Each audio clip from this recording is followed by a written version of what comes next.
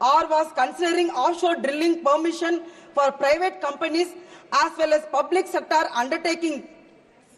Such joint destruction of my Coromandel coastal stretch along my constituency and beyond is impermissible for social, political, economical and environmental reasons. I seek to know if the key stockholders who are the fisherman community has been consulted before these provisions are drafted and placed before the August House for the debate. Speaker Madam, this government has three enemies. One is farmers, another one is weavers, another is fishermen. It has done nothing for these three communities which have given India its identity in the commitment of the nations. Of course, your other bias against the women, underprivileged communities and social justice will make the issue only worse. I want this House to first debate what is the amendment proposed to do for fishermen. Whether the fisherman community has been consulted before it is drafted and then cleared for the further proceedings. Madam, in my Mayiladuthurai constituency in Tamil Nadu, there are 14 districts or coastal districts. 1076 kilometers are coastal line.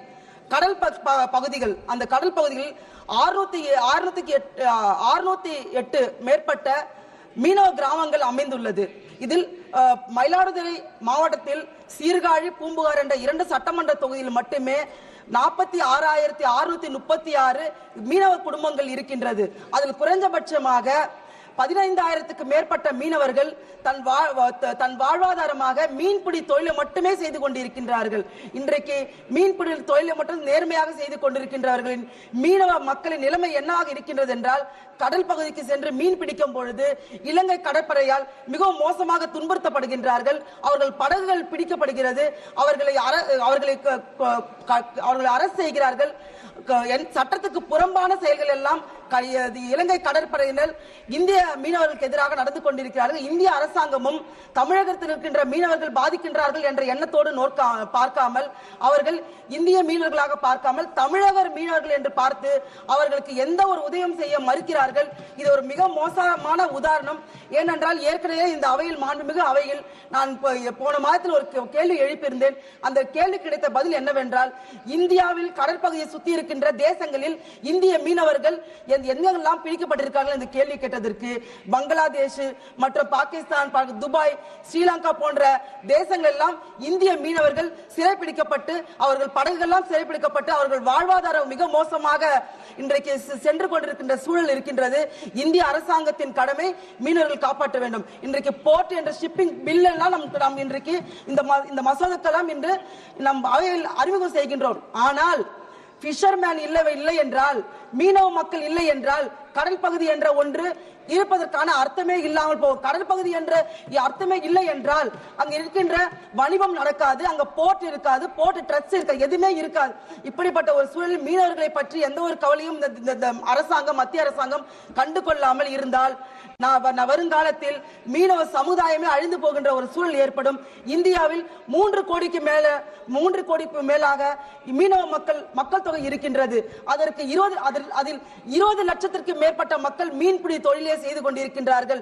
நாம் இந்த goods and carriage, port and shipping bill போன்ற பல்வேறு மசோதாக்களை இந்த நாடாளுமன்றத்தில் நிறைவேற்றுவதற்காக கொண்டு வருகின்றோம். ஆனால் மீனவ மக்களின் வாழ்வாதாரத்தையும் அவர்கள் உயிரை காப்பாற்றுவதற்காக நம்ம சிறு துரும்பை கூட மத்திய அரசாங்கம் எடுத்து வைக்கவில்லை என்பதுதான் மிக மோசமான சூழ்நிலை.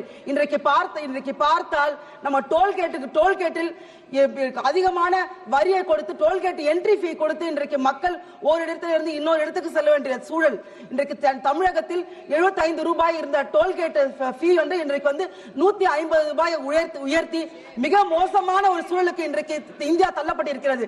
காலையில் எழுகின்ற ஒரு இந்தியன் இரவு தூங்கும் வரை இந்த தேசத்திற்கு வரி வரி வரி என்று கட்டிக்கொண்டு தன் வாழ்வாதாரத்தை ஒட்டுமொத்தமாக இந்த மத்திய அரசாங்கம் எழுத்துக் கொண்டிருக்கிறது. ஒரு சாதாரண எளிய மக்களின் வயிற்றை கிழித்து அவர்களுடைய ஒட்டுமொத்த வருமானத்தையும் அவர்கள் பொருளாதாரத்தையும் எடுத்து அவர் ஏழ்மை நிலைக்கு தள்ளுகின்ற ஒரு தேசமாக இன்றைக்கு இந்தியா சென்று கொண்டிருக்கிறது. குறிப்பாக ஏடிஎம் நிலையங்களுக்கு சென்று நம் ஏடிஎம்மில் பணம் எடுத்தால் ஒரு முறை 2 முறை எடுத்தால் ஃப்ரீயாக எடுக்கலாம்.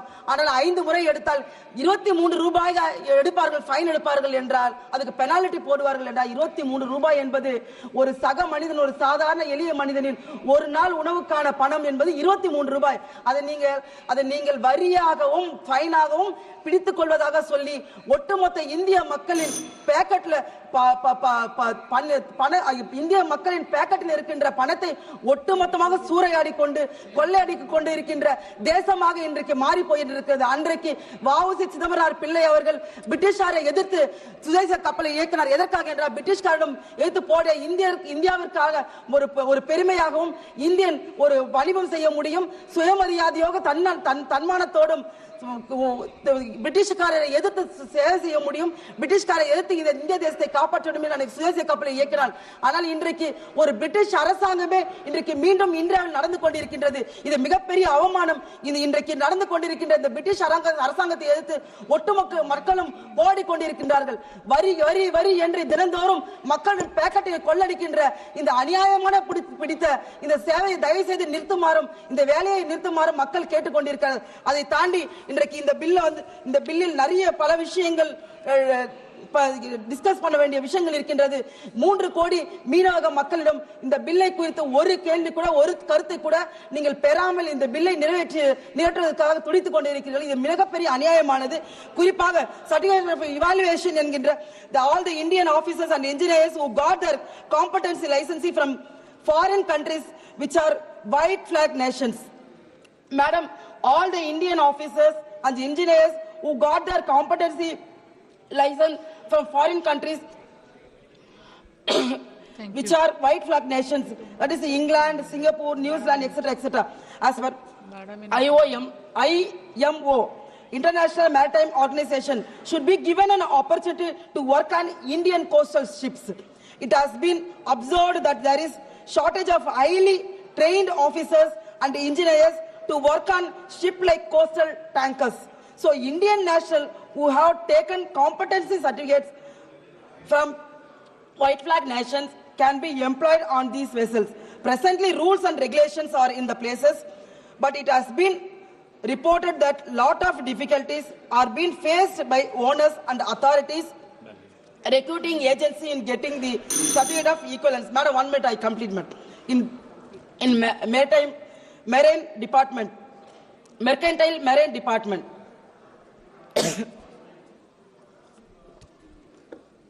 So amendments need to be done so that these Indian officers and engineers transition from working in foreign shipping to coastal shipping is easy. Coastal shipping will get a lot of benefits from the experience and highly skilling training of these and these safe years. Class 3 member, madam, I conclude within 1 second. I conclude. Class 3, this class prohibits the engagement of vessel other than Indian vessel. Thank you very much, Honorable Speaker, madam, for giving me an opportunity to speak on coastal shipping bill. I have risen to speak to support coastal shipping bill 2024. Indian shipping industry is crucial part of our economy, involving both public and private players, and encompasses of port, shipping and waterways. India's location is crucial for global shipping routes. India has 12 major ports and 205 minor ports handling large volumes of cargo traffic. In 2024, they handled 817.97 million tons of cargo, showing an increase of 4.5% from previous year. Madam, India's maritime industry dates back to 13th century and 16th century. India is one of the world's top 5 shipping recycling countries and holds as large as 30% share in the world market. India ranks 18th in the world shipping tonnage, 16th India is the 16th largest maritime country in the world and has a merchant fleet of 1,491 sea-going ships with a total capacity of 13 million GT. अगर ports होंगे तो ships होंगे और ships होंगे तो shipping industry होगी. The Coastal Shipping Bill 2024 was approved by the Union Cabinet, which aims to simplify and modernize regulation in Indian coastal shipping sector and to enable the statutory imposition of specific licensing conditions engaged in coastal trade, thereby promoting the regulation of such activities and boosting the domestic coastal shipping economy. The bill will also benefit ship owners and shipyards in India, non-vessel operating common carriers and cargo owners besides seafarers. It will repeal and replace certain provisions of the Merchant Shipping Act 1958 and aims to enhance the share of coastal shipping from the current 6.5% to 7.5% by 2030 and further to 12% by 2047. The bill is set to benefit ship owners, shipyards in India, non-vessel operating common carriers, cargo owners and seafarers. Additionally, Indian shipbuilding is expected to receive a significant boost as the Ministry of Port Shipping and Waterways officially indicate that the bill will promote the use of Indian-built ship for coastal shipping and trade. The Modi government has encouraged and supported shipping industry through various policy initiatives such as 100% FDI in automatic routes for port, facilitating 10 years tax holiday in making and maintaining for ports, and creation of huge fund of 25,000 crore maritime development fund for long-term financing for the maritime industry. India has a coastline of 7,516 kilometers. Shipping industry accounts for 13.4% in country's GDP growth. It handles about 95% of the country's trade by volume and 70% by value. The government plans to invest rupees 7,000 crore only in port infrastructure project by 2035 to bolster the maritime sector. Sir इससे पहले भी मोदी जी ने अगले साल Indian port bill 2024 लाए थे और देखने की बात यह है कि इंडियन पोर्ट एक्ट भी आजादी से पहले बने 1908 जो बना था वो सुधारने का कांग्रेस में अभी कोई समझ नहीं आई थी. Additionally, the government plans to establish shipbuilding and repair clusters in 5 states: Gujarat, Maharashtra, Kerala, Andhra Pradesh, and Odisha. These clusters will not only generate employment opportunities but also bolster India's position as a global hub for ship manufacturing and maintenance. The bill also seeks to integrate the coastal maritime transport with inland waterways. Sir, madam, Congress never invented and invested in ports and shipping.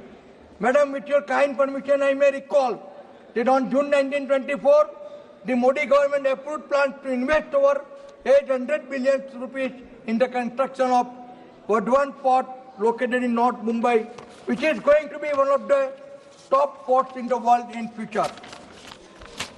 Madam, it is also heard that to boost the shipping industry of India, the government is planning to establish a new shipping company to expand its fleet by at least 10,000 ships in the next decade. ये है मोदी का vision और mission.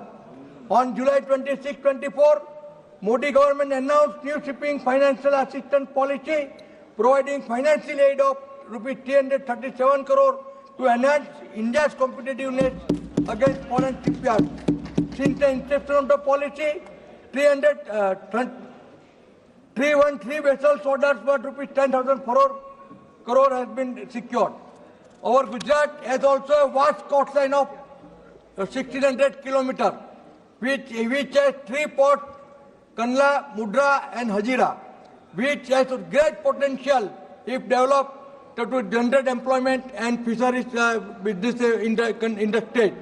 Hazira near Surat is the less developed, and I demand that some fund may be provided for development of Hazira fund. Apart from that, seashore is near to Surat, Dimmas and Rafari and Dandi. These 3 shores, if developed fully and if provided fund, then they have great potential for the fishermen of the city. The proposed bill is a key component of India's comprehensive strategy to accelerate the growth of its maritime sector. The country aims to double its container handling capacity within the next 5 years, potentially creating an estimated 20 lakh jobs. By fostering a more favorable regulatory environment, the bill is expected to play a pivotal role in achieving these ambitious goals. Additionally, the government plans to establish shipbuilding, repair clusters in 5 states. These clusters will help to boost development. This bill is unique in the sense of licensing reforms, integration with inland waterways.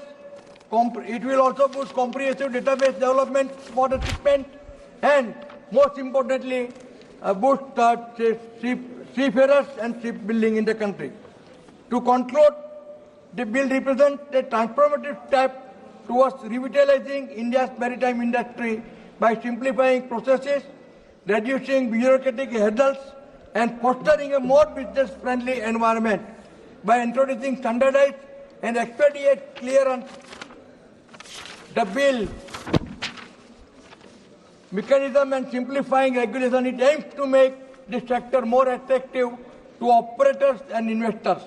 It will attract FDI and foreign investment in the future. The removal of licensing reforms will streamline coastal shipping operations, enhancing efficiency and cost effectiveness, while driving growth and investment in the industry.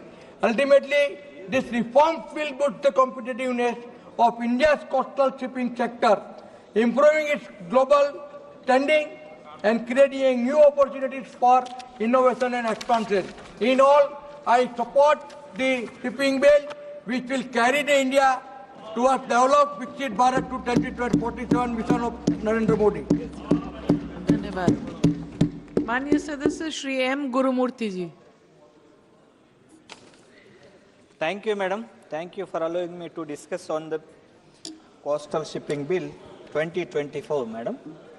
I would like to highlight its transformative potential for India's maritime sector by emphasizing its key positives, madam. Madam, Clause 4 of this bill simplifies regulatory process, madam, by allowing the Director General to grant license for costing trade, madam. Madam, it encourages more domestic operators to engage in coastal shipping and boosting domestic shipping activities, madam. Madam, Clause 8 of 2B integrates coastal shipping with inland waterways, madam. It creates a seamless multimodal transport network, madam. This enhances connectivity and reduces transportation costs, benefiting both domestic and international trade, madam. In Clause 8 of 2F promotes the use of Indian-built vessels supporting domestic shipping and repair industries, madam.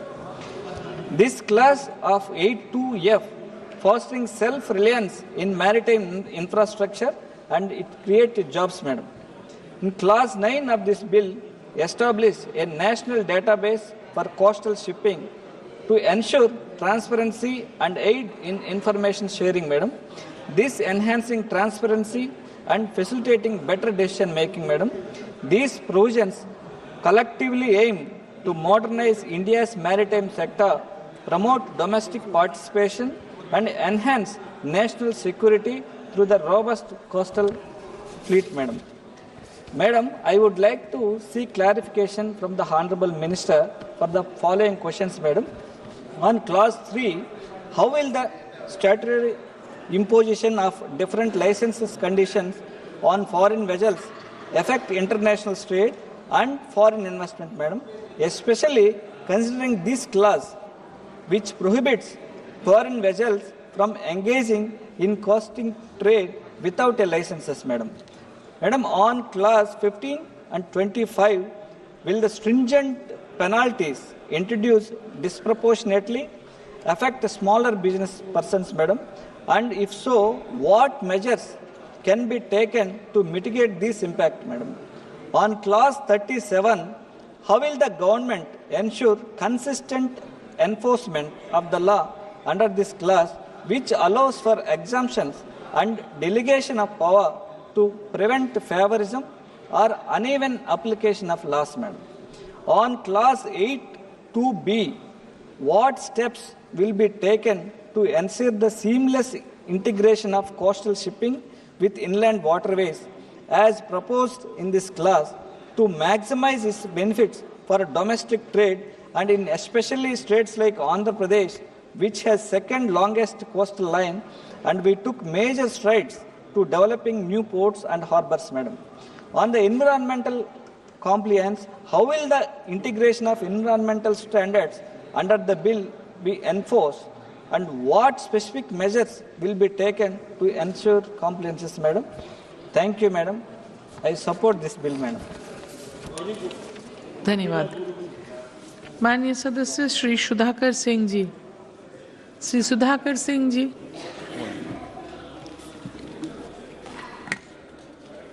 सभापति महोदया, मैं इस सदन में coastal shipping bill 2024 का विरोध करने के लिए खड़ा हूं। इस विधेयक के शीर्षक में शिपिंग और स्ट्रैटेजिक प्लानिंग जैसे शब्दों के माध्यम से एक आधुनिक और दूरदर्शी दृष्टिकोण का आभास दिया गया है, लेकिन जब हम इसके प्रावधानों को गहराई से पढ़ते हैं तो स्पष्ट होता है कि विधेयक दरअसल सरकार की उसी केंद्रीकृत नीति और निगरानी प्रशासन प्रणाली का विस्तार है जो लगातार विधायी प्रक्रियाओं को कमजोर कर रही है। मैं स्पष्ट करना चाहता हूं कि समुद्री व्यापार या आधुनिकीकरण के विरोध में नहीं खड़ा हूं। मेरा विरोध उस दृष्टिकोण से है जिसमें लोकतांत्रिक भागीदारी, क्षेत्रीय विविधता और व्यवहारिक जरूरतों की उपेक्षा की गई है। सरकार यह दावा करती है कि यह विधेयक देश में नौवहन क्षेत्र में को गति देगा, परंतु तथ्य यह है कि इस क्षेत्र में 100% प्रत्यक्ष विदेशी निवेश की अनुमति मिलने के बावजूद जमीनी स्तर पर कोई बड़ा परिवर्तन नहीं दिखाई दे रहा। कारण साफ है, नीतियों की अस्पष्टता, प्रक्रियाओं की जटिलता और सबसे अहम भारतीय नाविकों और श्रमिकों को रोजगार में प्राथमिकता देने की गारंटी नहीं। यह विधेयक रोजगार निर्माण की बात तो करता है, लेकिन इसे कहीं नहीं लिखा है कि भारतीय नागरिकताओं को भी प्राथमिकता मिलेगी, न कोई न्यूनतम प्रतिशत तय किया गया है। अगर सरकार वाकई इस क्षेत्र में को रोजगार उत्पन्न करने वाला इंजन बनाना चाहती है तो कम से कम 50% नौकरियां भारतीय नागरिकों के लिए आरक्षित होनी चाहिए। ऐसा नहीं है। भारत के बहुत सारे नौजवान दुनिया के अन्य देशों में नौ परिवहन में काम कर रहे हैं। लोग लगातार खबरें आती हैं कि विदेशों में जो हाईजैक कर लिए जाते हैं समुद्री जो जहाज और बरसों तक उसमें फंसे रहते हैं। इस विधेयक में 2 वर्षों के भीतर एक राष्ट्रीय तटीय अंतर्देशीय शिपिंग रणनीति बनाने की बात की गई है, लेकिन इसमें स्थानीय उद्योगों, मछुआरों और विशेषकर क्षेत्रीय विशेषज्ञों की कोई भागीदारी नहीं दिखती है। यह भारत की व्यापक परिवहन और व्यापारिक आकांक्षाओं से स्पष्ट रूप से कटा हुआ प्रतीत होता है। विशेष रूप से राष्ट्रीय लॉजिस्टिक ढांचे में आंतरिक जलमार्गों को एकीकृत करने की अत्यंत आवश्यकता के संदर्भ में कोई यहाँ चर्चा नहीं है। सरकार ईज ऑफ डूइंग बिजनेस और लॉजिस्टिक लागत को कम करने की बात करती है, लेकिन यह विधेयक नदी परिवहन की क्रांतिकारी संभावनाओं को पूरी तरह से बेदखल कर देती है। खासतौर से बिहार जैसे राज्यों में जिन्हें प्राकृतिक दृष्टि से अद्वितीय भौगोलिक लाभ प्राप्त है। बिहार में 7 प्रमुख नदियाँ गंगा, गंडक, घाघरा, कोसी, सोन, कर्मनाशा और पुनपुन नदी बहती। यह प्राकृतिक राजमार्ग अभी भी भारी रूप से उपेक्षित है। राष्ट्रीय जलमार्ग अधिनियम 2016 के तहत घोषित 111 राष्ट्रीय जलमार्गों में से कई जैसे NW1, NW37, NW58 मुख्य रूप से बिहार होकर गुजरते हैं, जिससे नेपाल को भी अंतर्राष्ट्रीय व्यापार को सुविधा देने की बात कही गई है। और समुद्री मार्ग से नेपाल के साथ जो हमारा समझौता हुआ है भारत का, वो इन्हीं नदियों के माध्यम से संभव हो पाएगा। इसलिए इन नदियों पर भी कोई बिना जोड़े हुए हम नेपाल को समुद्री व्यापार का रास्ता दे नहीं पाएंगे। गंगा नदी विशेष रूप से राष्ट्रीय जलमार्ग 1 का हिस्सा है, जो इलाहाबाद से हल्दिया तक पूर्वी उत्तर प्रदेश, बिहार, झारखंड, पश्चिम बंगाल होकर जाती है। कुल लंबाई 1600 किलोमीटर है। यह भारत की सबसे महत्वाकांक्षी अंतर्राज्यीय जलमार्ग परियोजनाओं में से एक बिहार के व्यापार को बदलने की असीम संभावनाएं रखती है। उपलब्ध आंकड़े की दिशा में स्पष्ट रूप से inland waterway authority of India के अनुसार राष्ट्रीय जलमार्ग 1 के जरिए माल ढुलाई की लागत 1.3 ₹1.30 प्रति टन किलोमीटर है, जबकि रेल से ₹2.41 और नदी के जरिए ₹3.62 खर्च आ रहा है। वहीं जो साहिबगंज टर्मिनल पर लागत ₹4.5 प्रति टन है। यह आंकड़े मामूली नहीं हैं, यह आर्थिक क्रांति के वाहक हैं। साथ ही IWT न केवल 4 गुना कम ईंधन कम करता है, बल्कि कम प्रदूषण, न्यूनतम शोर और लगभग 0 दुर्घटना लागत के साथ माल परिवहन का सबसे टिकाऊ और पर्यावरण सम्मत तरीका है। बिहार जैसे राज्यों में जहां रोजगार और औद्योगिक संपर्क दोनों की नितांत आवश्यकता है, IWT आर्थिक दक्षता और पारिस्थितिक संतुलन दोनों को प्रदान करता है। हमने इसके सफल उदाहरण भी देखे हैं, जहां गंगा के जरिए विदेशों से उर्वरक पटना फतुहा तक, सीमेंट पटना तक और गाड़ियों और कलपुर्जों की सप्लाई वाराणसी तक देखने को मिला।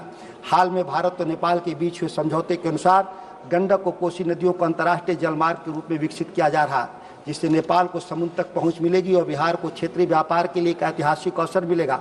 लेकिन परियोजनाओं के लिए गहरी जलधाराएं, उच्च क्षमता वाले बार्ज, सीमा पार लॉजिस्टिक समन्वय की आवश्यकता है, जो कि एक स्पष्ट, समर्थक और दूरदर्शी कानूनी ढांचे के बिना संभव नहीं।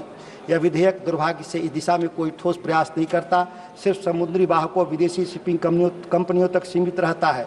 बिहार और पूर्वी भारत के लाखों उत्पादकों, व्यापारियों और किसानों को पूरी तरह अनदेखा करता है, जिनके लिए सस्ता और विश्वसनीय व्यापार संपर्क जीवन रेखा बन सकता है। और हमें यह नहीं भूलना चाहिए, बिहार की यही नदियाँ जो हर साल मानसून में बाढ़ बनकर तबाही लाती हैं, यदि समझदारी से प्रबंधित और नेविगेट किया जाए तो समृद्धि की रीढ़ बन सकती है। गंगा, कोसी या सोन के डरने के बजाय हमें उनकी ताकत को आर्थिक धमनियों में बदलने की आवश्यकता है। हर साल तटबंध बनाना और बाढ़ राहत देना कोई समाधान नहीं, जबकि नदियों की खुदाई, ड्रेजिंग, टर्मिनल निर्माण, flood plains, industrial hub, barge network में निवेश करना एक दूरदर्शी रणनीति है। नियंत्रित नौ परिवहन के लिए निरंतर रखरखाव की आवश्यकता होती है, जिसमें खुदाई, तटबंध, तट मजबूती, ट्रैफिक नियंत्रण शामिल है। और यह साल भर रोजगार देता है। सुपौल, सहरसा, कटिहार, खगड़िया, अररिया, मधेपुरा जैसे बाढ़ प्रभावित जिलों को आंतरिक लॉजिस्टिक गलियारों में बदलना उन्हें आपदा क्षेत्र से विकास क्षेत्र में बदल सकता है। हर टन माल जो नदी से ढोया जा सकता है, वह केवल पैसा और ऊर्जा नहीं बचाता, यह शांति, स्थिरता और गरिमा की बुनियाद भी बनाता है। उन क्षेत्रों में से जो अब तक सिर्फ विस्थापन और पीड़ा के प्रतीक रहे, यह बदलाव है जिसके बिहार की जनता हकदार है। और माल परिवहन पर कोई भी गंभीर कानून, चाहे समुद्र के जरिए या नदी के, इतनी हिम्मत और कल्पना होनी चाहिए कि इस परिवर्तन को संभव बना सके। यही वह कानून जिसके भारत को जरूरत है, ना कि खोखला विधेयक जो शिपिंग कंपनियों को सेवा करता है लेकिन भारत के जलपोत निर्माताओं को भूल जाता है। धन्यवाद सभापति महोदय।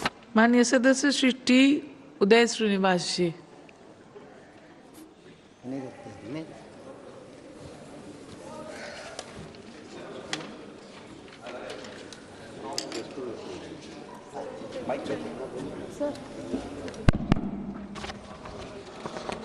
Honorable Speaker, I rise today in strong support of Coastal Shipping Bill 2024, a crucial step towards unlocking India's immense maritime potential.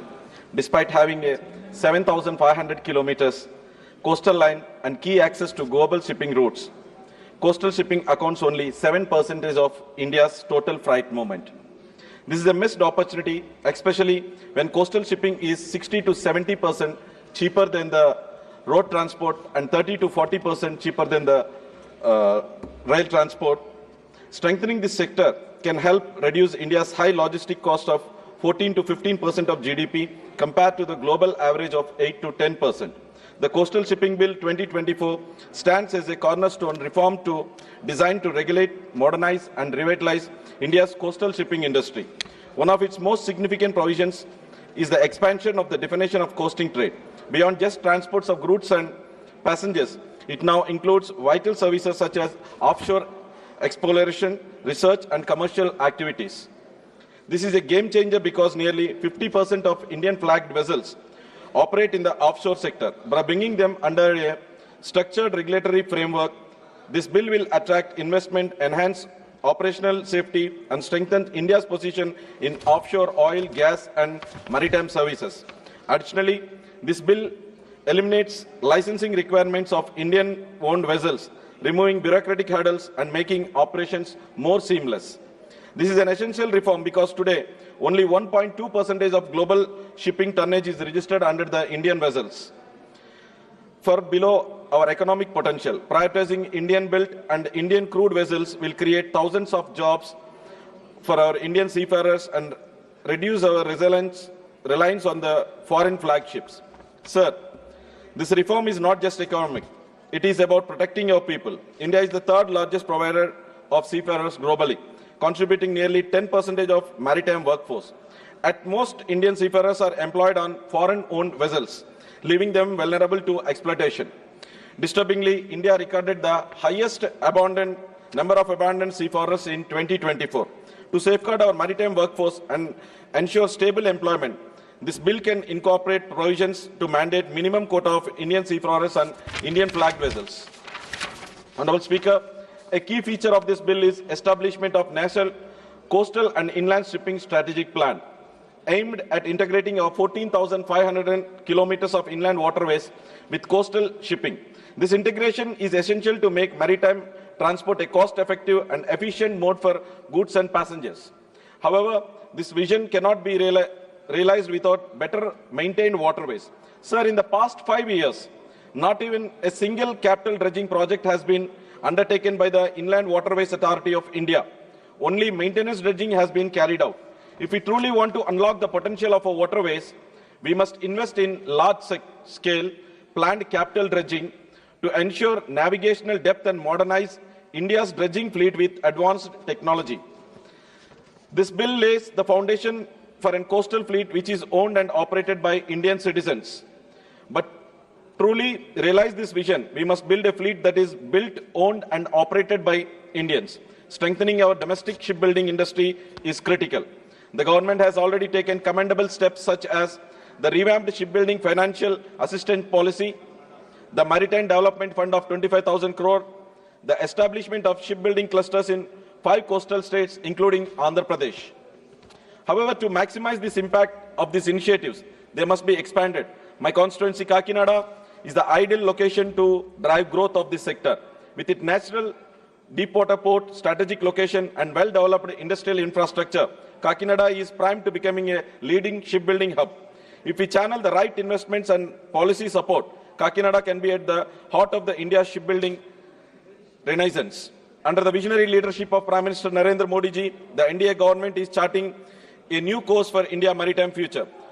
Through bold reforms and strategic initiatives, you are not just boosting coastal shipping, but transforming India into a self-reliant maritime powerhouse, which is built on Indian ships driven by Indian talent and sailing towards global leadership.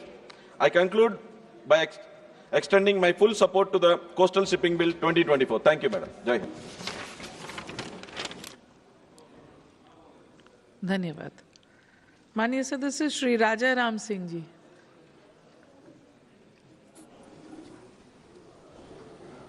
सभापति महोदया, ये bill अपना purpose को शुरू में ही रखता है to consolidate and amend the law relating to regulation of coastal shipping, promote coasting trade and encourage domestic participation therein, to ensure that India is active to a coastal fleet owned and operated by the citizens of India for its national security and commercial needs, and for matters connected therewith or incidental thereto.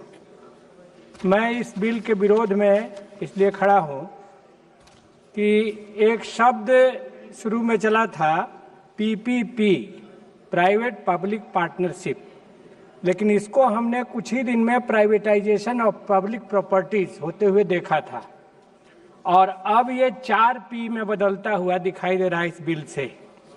वो है public properties for private players.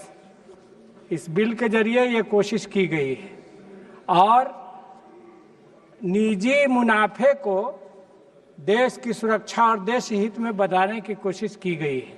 अभी वेणुगोपाल जी ने, माननीय सदस्य ने रखा था कि हल्दिया से लेकर के केरल के पोर्ट तक धीरे धीरे एक ही व्यक्ति का मोनोपोली बन रहा है. इस बिल में कहीं से भी इस मोनोपोली को चेक करने का, कंट्रोल करने का कोई प्रोविजन नहीं है, न तो भाड़ा नियंत्रण के मामले में, न ही मान लीजिए कि ड्रग्स बड़े पैमाने पर प्राइवेट पोर्ट से, प्राइवेट वेसल से आ जा रहे हैं, उसको नियंत्रित करने के मामले में, इसी तरह से इलीगल अन्य चीज़ों के मामले में कोई प्रोविजन इसके भीतर दिखाई नहीं देता है। मैंने इसको पढ़ने की कोशिश की गई है और ये निजी मुनाफे को ही नेशनल सिक्योरिटी बताने की कोशिश कर रहा है। तो हम तो ये महसूस कर रहे हैं कि जैसे मध्यकाल में राजाओं ने अपने व्यापार के लिए भिन्न भिन्न वेसल्स चला रखे थे, प्राइवेट ढंग से वो यूज करते थे, उसी तरह से इस पार्लियामेंट को अपना नेशनल ग्रिप कमजोर करते हुए प्राइवेट के हाथ में हवाले कर देने के लिए बिल लाया गया है। और सबसे दुखद बात यह है कि इसको कहा जा रहा है कि ये आज़ादी के 75वें साल में ये एक्ट हम स्वीकार कर रहे हैं। ये लगता है कि राष्ट्र हित और राष्ट्र की सुरक्षा से रिलेटेड बहुत बड़ा काम करने जा रहे हैं, लेकिन सब कुछ हम प्राइवेट हाथों में सौंपने जा रहे हैं इस बिल के जरिए, और इसीलिए मैं इसका कड़ा विरोध करता हूं, इसके खिलाफ मैं बोलता हूं। धन्यवाद माननीय सदस्य। माननीय सदस्य श्री के नबस्कानी जी।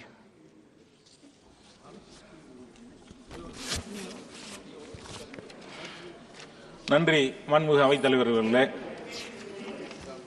துறைமுகங்கள் சம்பந்தமான மசோதாவிலே பங்கேற்று உரையாற்றுவதற்கு வாய்ப்பளித்தமைக்கு நன்றி தெரிவித்துக் கொள்கின்றேன்.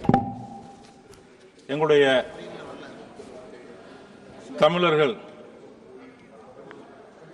1000 ஆண்டுகளுக்கு முன்பே Rajaraja Cholan Vietnam, Cambodia, Laos என்று சைனா வரை கப்பல்களை வைத்து துறைமுகம் மூலமாக ஆட்சி செய்தவர் கடாரம் கொண்டான் என்ற பெயரும் உண்டு.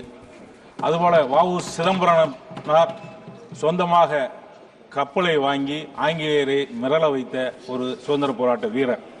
இப்படி துறைமுக மேலாண்மைக்கு தமிழர்கள் பெயர் பெற்றவர்கள், சிறந்து விளங்கியவர்கள். அந்த காலத்தில் 20க்கும் மேற்பட்ட துறைமுகங்கள் தமிழ்நாட்டிலே சிறப்பான முறையில் செயல்பட்டு வந்தது. அதன் மூலமாக வணிகம் செய்ய முடிந்தது. இன்றைக்கு 2-3 துறைமுகங்களை தவிர மற்ற அனைத்து துறைமுகங்களும் செயல்பாட்டிலே இல்லாமல் இருக்கின்றது. இயற்கையாக அமைந்த துறைமுகங்கள் எல்லாம் மூடிவிட்டு இன்றைக்கு செயற்கையாக துறைமுகங்களை உருவாக்கி கொண்டிருக்கின்றது இந்த அரசு. கிட்டத்தட்ட 5000 கோடி ரூபாய் குஜராத்திற்கு நிதி ஒதுக்கி, மகாராஷ்டிராவுக்கு அருகிலே நிதி ஒதுக்கி துறைமுகத்தை மேம்படுத்திக் கொண்டிருக்கின்றீர்கள். எங்களுடைய துறைமுகம் எல்லாம் மூடப்பட்டு கிடக்கின்றது. நம்முடைய மாண்புமிகு அமைச்சர் குஜராத்துக்கு அமைச்சரா, இந்தியாவுக்கு அமைச்சரா என்ற சந்தேகம் எங்களுக்கு இருக்கின்றது. தமிழகத்திலே இருக்கக்கூடிய சிறப்பாக செயல்பட்ட கடலூரிலிருந்து நாகப்பட்டினம் கடற்கரை ஏரியா முழுவதும் சீர்காழி என்று தொண்டி வரைக்கும் இருந்த அந்த காலத்தில் செயல்பட்ட துறைமுகங்களை எல்லாம் மேம்படுத்த வேண்டும். அப்படி மேம்படுத்துகின்ற போது பல நாடுகளோடு வணிக ரீதியான தொடர்பு, கலாச்சார தொடர்பு ஏற்படும். அப்படி அந்த காலத்தில் சிறப்பாக முறையில் செயல்பட்ட துறைமுகங்களை மீண்டும் உருவாக்க வேண்டும். இன்றைக்கு இதில் வேதனை என்று சொன்னால், அந்த துறைமுகங்களை எல்லாம் தனியார் மயமாக்கி கொண்டிருக்கிற இந்த அரசு, அத்தனையும் அதானிக்கு தாரை வார்த்து கொண்டிருக்கின்ற இந்த அரசு, அதெல்லாம் நிறுத்தப்பட வேண்டும். கடல்களை பாதுகாக்க வேண்டும். கடலை பாதுகாக்கக்கூடிய மீனவர்களுடைய பாதுகாப்பை உறுதி செய்ய வேண்டும். எங்களுடைய தமிழ்நாட்டு மீனவர்கள், ராமேஸ்வரம் மீனவர்கள் இலங்கை கடற்படையால் தொடர்ந்து சிறைபிடிக்கப்படுவது, அவருடைய படகுகள் பறிமுதல் செய்யப்படுவது தொடர்ந்து இந்த அவையிலே தொடர்ந்து அதை வலியுறுத்தி கொண்டிருக்கின்றோம். பலமுறை ஒன்றிய வெளியுறவுத்துறை அமைச்சரை சந்தித்து இதை சொல்லியிருக்கின்றோம். எங்களுடைய தமிழ்நாட்டின் முதலமைச்சர் ஒவ்வொரு முறையும் வெளியுறவுத்துறை அமைச்சருக்கும் மாண்புமிகு பிரதமருக்கும் இது சம்பந்தமாக தொடர்ந்து வலியுறுத்தி கொண்டிருக்கின்றார். ஆனால் மீனவர்கள் சிறைபிடிக்கப்படுவது தொடர்ந்து கொண்டே இருக்கின்றது. அவருடைய படகுகள் பறிமுதல் செய்யப்படுவது, அந்த படகுகளை எல்லாம் இலங்கை அரசு நாட்டுடைமை ஆக்கிறது, ஏலத்தில் விடுகின்றது. அவர்களுக்கு எந்த நிவாரணம் கொடுக்கப்படுவதில்லை. ஆனால் எங்களுடைய தமிழக அரசு சார்பில் அங்கே இலங்கையிலே பறிமுதல் செய்யப்பட்ட ஒவ்வொரு படகுக்கும் தமிழ்நாட்டின் முதலமைச்சர் 6 லட்சம் ரூபாய் உதவி கொடுத்தார்கள். இப்போது அதை உயர்த்தி 8 லட்சம் ரூபாயாக அந்த நிவாரணம் கொடுத்துக் கொண்டிருக்கின்றார்கள். ஆனால் ஒன்றிய அரசின் சார்பில் 1 ரூபாய் கூட அவர்களுக்கு நிவாரணம் கொடுக்கப்படவில்லை. அவர்கள் கைது செய்யப்படுவதையும் இந்த அரசு தடுக்கவில்லை. அவர்களுக்கு இன்றைக்கு இலங்கை அரசு அதிகமான அவதாரத்தை வைத்துக் கொண்டிருக்கின்றது. லட்சக்கணக்கான கோடிக்கணக்கான ரூபாயை அந்த படகுகளுக்கும் கைது செய்யப்பட்ட மீனவர்கள் பிணையில் வருவதற்கும் அந்த அபராத தொகையை விதித்துக் கொண்டிருக்கின்றது. இந்த இலங்கை அரசை கட்டுப்படுத்த முடியாத அரசா நம்முடைய இந்திய அரசு இருக்கு என்கின்ற ஒரு கேள்வியை உங்களிடத்தில் மாண்புமிகு அவைத்தலைவர் மூலமாக வைக்கின்றேன். இலங்கை அரசு பாதிக்கப்பட்ட போது, பொருளாதார ரீதியாக மிகப்பெரிய ஒரு பாதிப்பு ஏற்பட்ட போது மனிதாபிமான அடிப்பிலே இந்தியா மிகப்பெரிய உதவி செய்தது. அதையெல்லாம் வரவேற்கின்றோம். அதே நேரத்தில் எங்களுடைய மீனவர்கள் அங்கே பாதுகாப்பாக மீன் பிடிக்கக்கூடிய உரிமையை இந்த அரசு பெற்றுத் தர வேணாமா? கச்சத்தீவு பகுதியிலே தமிழக மீனவர்கள் மீன்பிடிப்பதை, பாதுகாப்பாக மீன்பிடிப்பதை, அவர்கள் கைது செய்யப்படுவதை தடுக்க இந்த அரசு நடவடிக்கை எடுக்கணும். இது சம்பந்தமாக தொடர்ந்து வலியுறுத்திக் கொண்டிருக்கின்றோம். மீனவர்கள் தான் இந்த கடலுக்கு பாதுகாப்பு. அதன் மூலமாக தான் நீங்கள் இந்த துறைமுகத்தை மேம்படுத்தக்கூடிய இந்த மேலாண்மை திட்டங்களை செயல்படுத்த முடியும். நீங்கள் கடல் போக்குவரத்தை சீர்படுத்த முடியும். கடலை பாதுகாக்கக்கூடிய மீனவர்களுடைய பாதுகாப்பை உறுதிப்படுத்துங்கள்.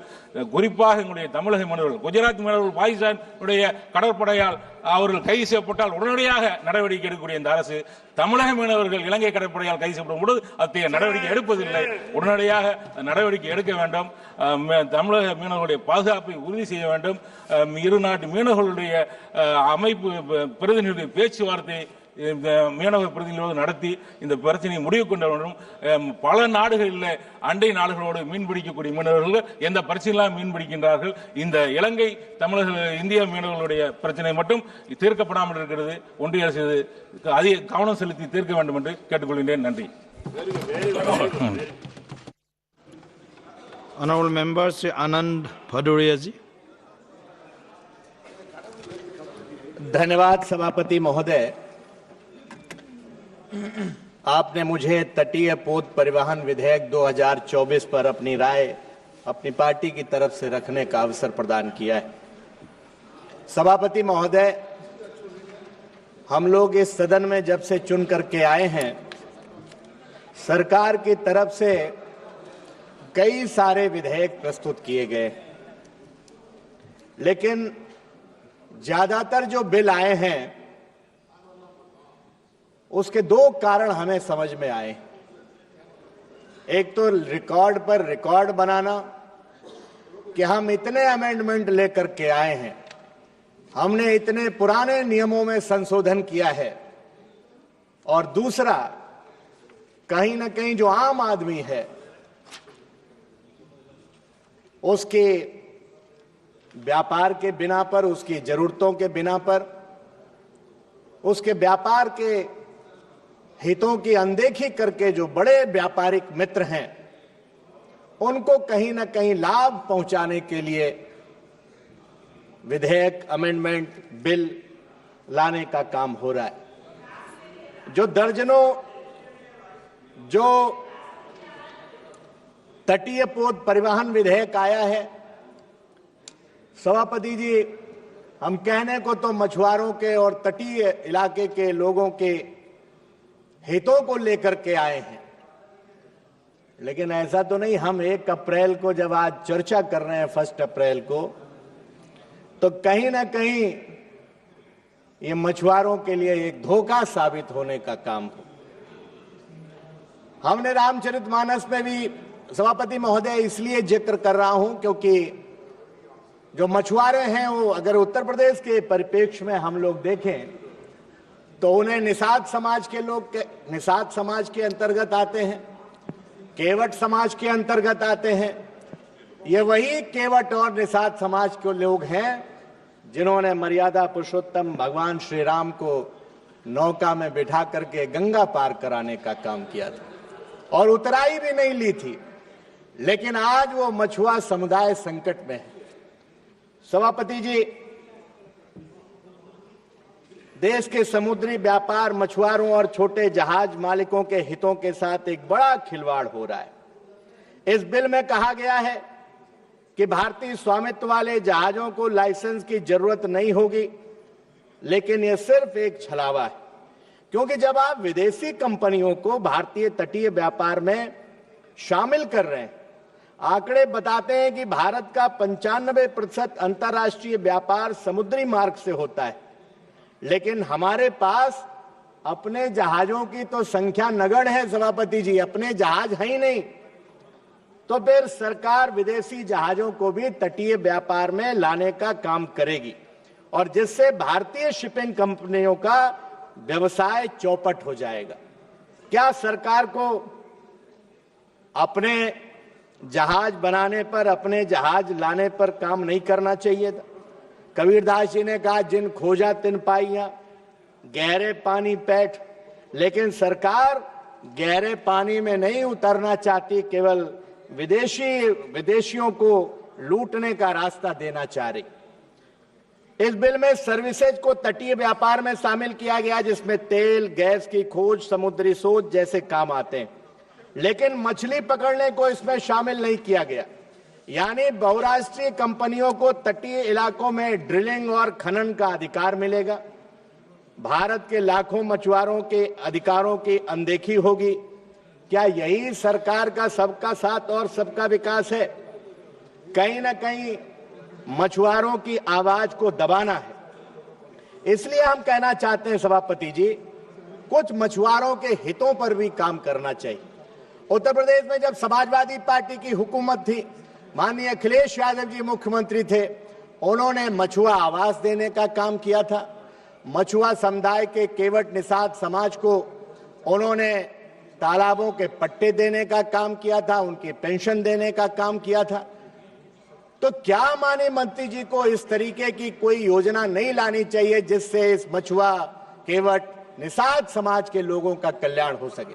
उत्तर प्रदेश की सरकार ने तो ये जो जातियां हैं, इनको एससी एसटी का दर्जा देने के लिए माननीय अखिलेश यादव जी ने प्रस्ताव बना करके भेजा, लेकिन वो भी अभी लंबित है। सरकार निषाद केवट समाज को आरक्षण नहीं देना चाहती। इसलिए सभापति जी, हम कहना चाहते हैं, पुराने कानून में बिना लाइसेंस तटीय व्यापार करने पर 6 महीने की जेल या 10,000 रुपए का जुर्माना था। अब इस बिल में बढ़ा करके 15 लाख या कमाई का 4 गुना कर दिया है। ये किसके हित में है माननीय मंत्री जी? बड़ी कंपनियों के लिए तो ये छोटी रकम है, लेकिन जो छोटे जहाज मालिक हैं, जो मछुआरे हैं, वो कैसे इतना बड़ा अर्थदंड दे पाएंगे? इसलिए सभापति जी, इस बिल में डायरेक्टर जनरल ऑफ शिपिंग को यह अधिकार दिया गया है कि वो किसी भी जहाज को जब्त कर सकता है। ये प्रावधान सरकारी दमन को बढ़ावा देगा कि क्या ये सरकार का ईज ऑफ डूइंग बिजनेस की जगह ईज ऑफ हैरेसमेंट नहीं है? इसलिए सभापति जी, मैं कहना चाहता हूं, आज मछुआरों का खाली हाथ और आंखों में पानी, यही मछुआरों की यही कहानी। सरकार उनका समंदर छीन रही है और आंखों में पानी भर करके छोड़ रही। सभापति जी, इस बिल में राष्ट्रीय, तटीय और अंतर्देशीय शिपिंग रणनीति बनाने की बात कही गई है, लेकिन इसमें 2 साल का समय दिया गया है। यानी सरकार के पास कोई योजना तैयार नहीं है, वो बिना सोचे समझे कानून ला रही है। आपका इशारा मैं समझ रहा हूं। मैं एक बात कह करके अपनी बात समाप्त करना चाहता हूं। माननीय सभापति जी, ये बिल राष्ट्र विरोधी है। इस बिल में भारतीय समुद्री हितों को बेचने की तैयारी है। ये छोटे जहाज मालिकों, मछुआरों, देशी शिपिंग उद्योग के लिए विनाशकारी है।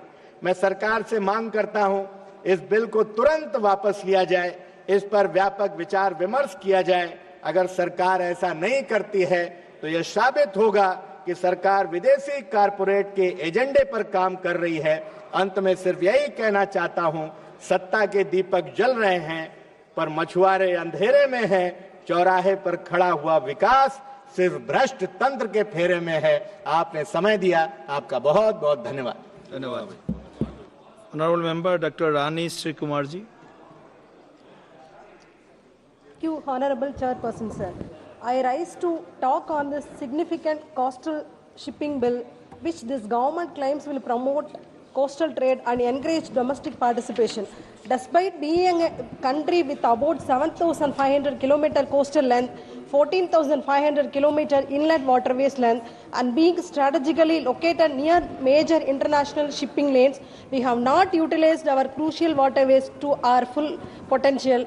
Inland freight transport is, just as per Niti Aayog, Maritime transportation, particularly coastal shipping, is widely recognized as a more cost-effective alternative to other modes of transport. So, when this bill was introduced, we hope that this bill would facilitate coastal shipping and promote employment opportunities for our people. But this bill has not only failed to address the crucial issues, it has also made it worse.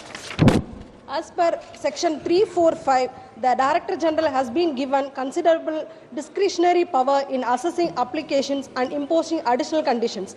While flexibility is necessary, excessive discretion without clear guidelines could lead to inconsistent or biased decision making. The Director General is given broad discretionary powers to suspend, revoke or modify licenses.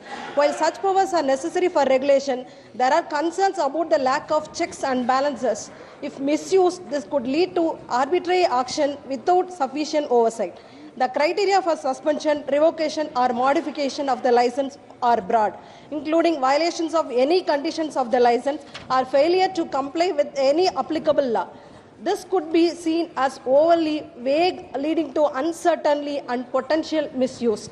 These sections does not clearly mention about any appealing process or mechanism for challenging the suspension, revocation or modification of a license. Yeah. This could leave licensors without an effective way to contest decisions they perceive as unfair or unjustified. The term reasonable opportunity to be heard could be interpreted differently, leading to arbitrary application of the law. A more defined process could ensure fairness and clarity without giving undue power to the Director General of Shipping.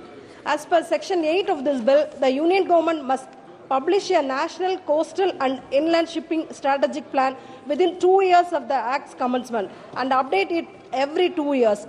The plan will include assessments of coastal shipping routes, operational improvements, long-term traffic forecasts, best practices, new routes, promotion of Indian vessels and other necessary matters. A committee will be formed to draft the plan, including members from various relevant agencies such as Director General of Shipping, Inland Waterways Authority, major ports, state maritime boards, ship owners, seafarers and maritime experts. The problem with this section is that the strategic plan is mandated to be drafted and updated every 2 years. But who is responsible for its execution? There is no mention of performance monitoring to ensure that improvements are implemented. The committee is only responsible for drafting, not ensuring the implementation. The committee consists mostly of government representatives and some industry players. Key stakeholders like cargo owners, logistic providers and coastal community representatives are missing. Sir, the strategic plan mentioned promotion of Indian vessels, but how this will be done is unclear. No specific incentives, examples of subsidies, tax benefits are mentioned to encourage domestic vessel participation.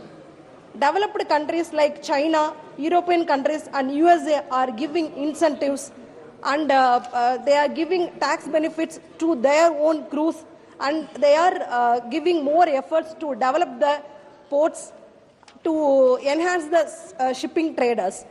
But in India, despite playing Indian flags and employed Indian crew, Indian shipping companies has to pay high taxes, but the foreigners are enjoying the exemptions. The exemptions and the cost advantages should be given to the Indian shipping traders also. Very good, very good. The Coastal Shipping Bill 2024 introduces stringent penalties to ensure compliance, but a balanced approach is necessary to foster industry growth. While strict enforcement is essential to maintain safety and efficiency, excessive penalties without remedial provisions could discourage new entrants and smaller operators. Currently, penalties under Section 15, 16, 18 impose heavy fines, imprisonment and vessel detention for violations like unauthorized operations, expired licenses and false reporting. However, the absence of grace periods or rectification opportunities may create intended barriers.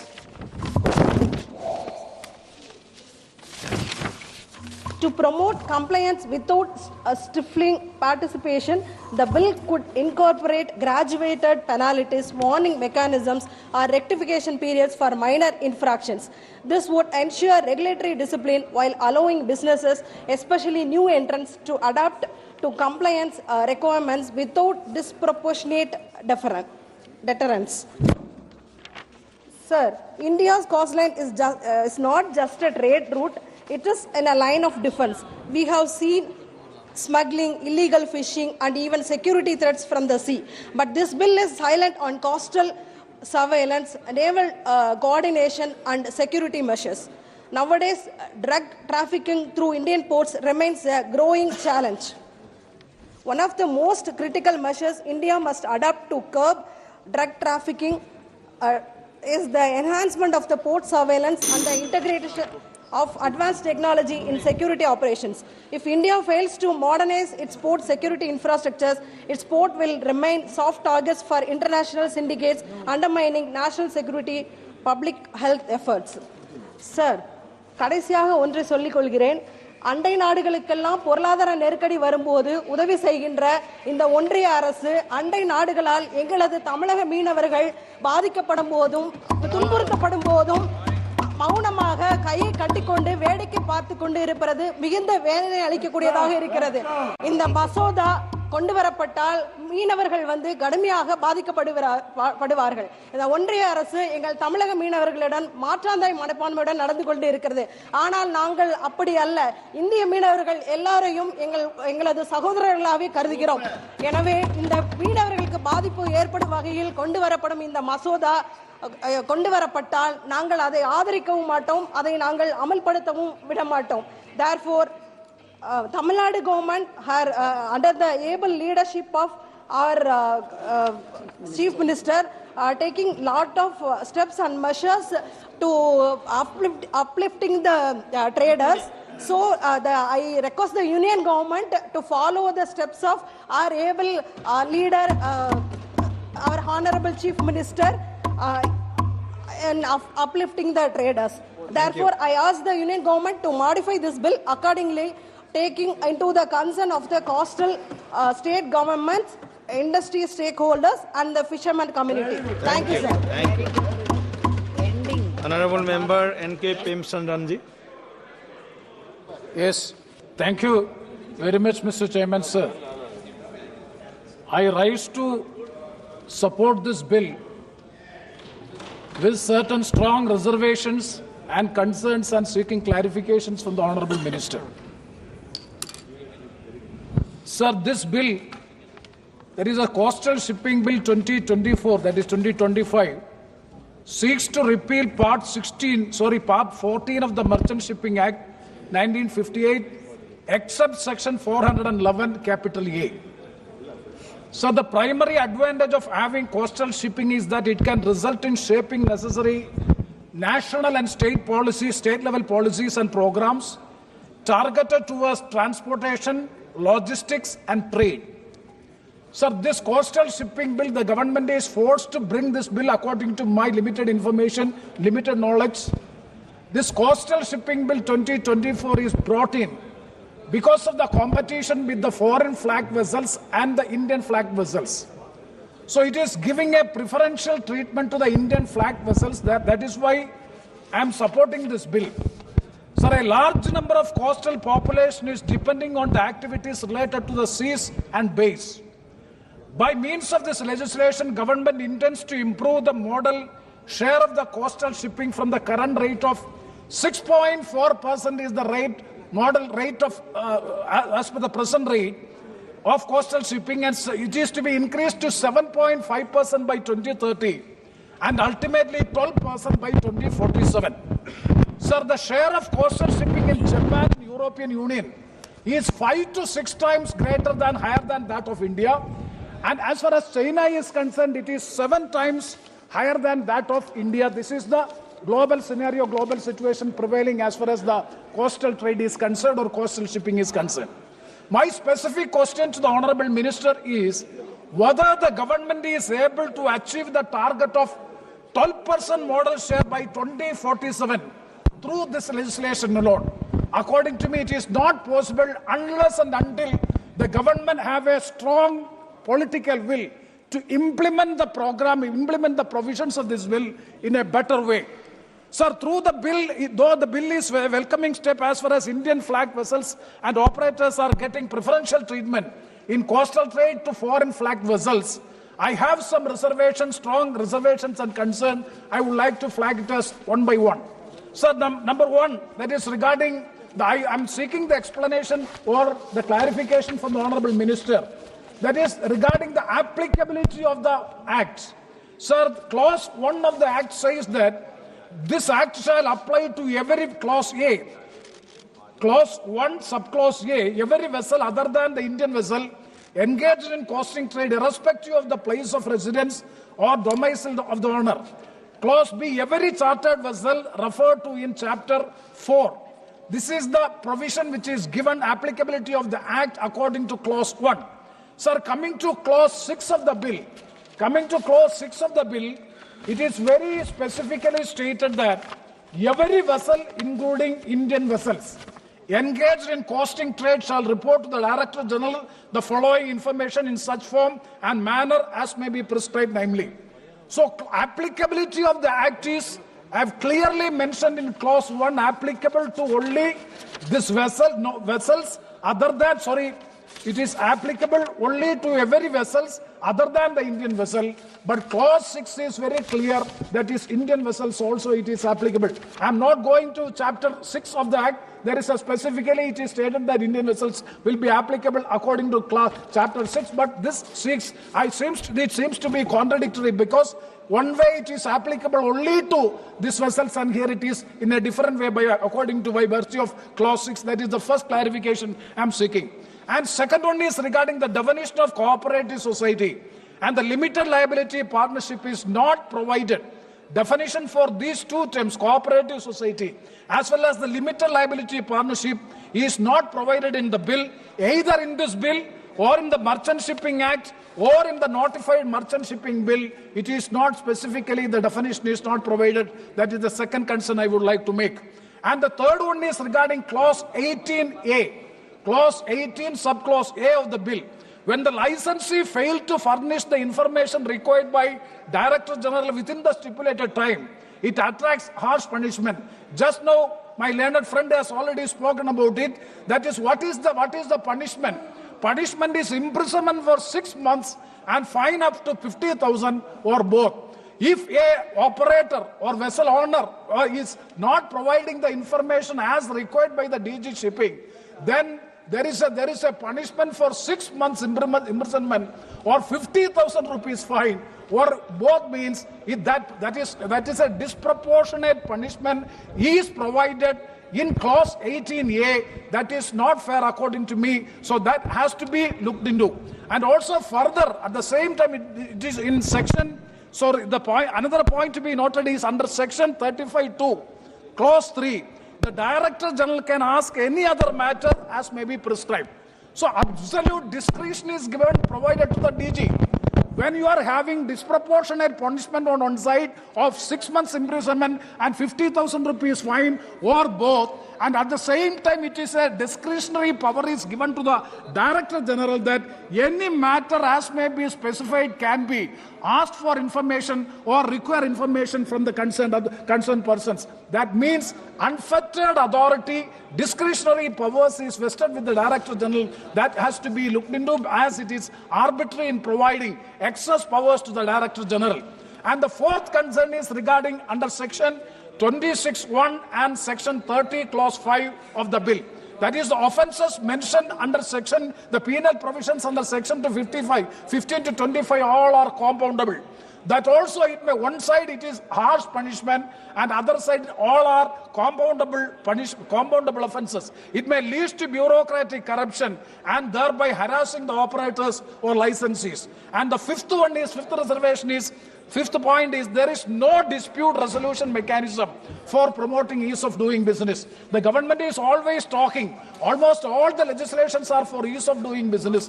If you want to achieve this ease of doing business, there should have a dispute resolution mechanism should be there. Unfortunately, in this bill, it is missing.